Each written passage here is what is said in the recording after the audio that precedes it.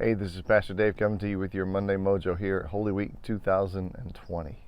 Hope you had a good weekend, the beginning of this Holy Week. I know we did. It was excellent. So I was thinking about this. We're going to be walking through the last days of Jesus' life. And I'm reminded often of how he kept explaining to the disciples what he was about to go through. And they didn't get it.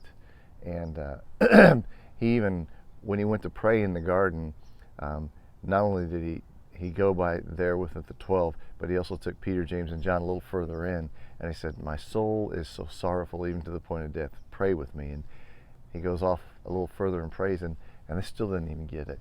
And I've often thought to myself, gosh, these guys just really weren't much of a support network for Jesus.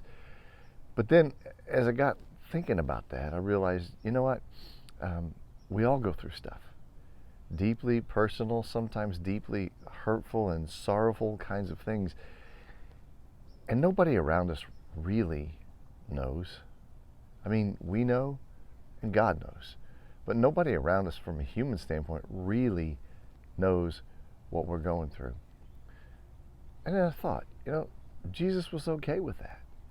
Jesus was okay with being surrounded by these guys and knowing that they didn't fully know what he was going through, but they were there.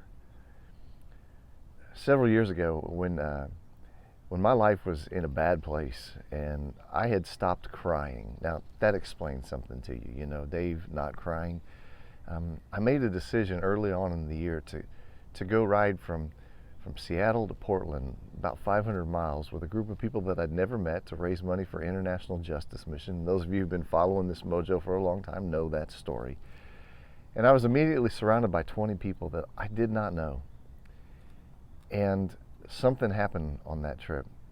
Surrounded by the love of those people, the International Justice Mission Pacific Northwest Tour riders, that was just amazing. Now, they heard me talk. I found my tears. They knew who I was, but they didn't know everything I was going through. They couldn't. But that was okay. They were around me, and they were a support to me. They helped me get through those times of pain and sorrow and uncertainty. And 20 people that I'd never met before became life-changing people in my life.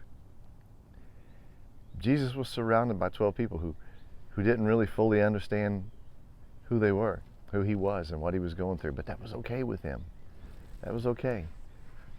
At the end of the trip, Joyce, who was one of the fellow people over 40, sorry Joyce, gave me this. To Dave, the biggest heart on the tour. It was just a hubcap that we found along the way. And people understood that my heart was breaking, and they came around me. And just this morning, I got a Facebook reminder of an event that took place 3 years ago this Wednesday, when Laura and I got married. And life has been amazing since then.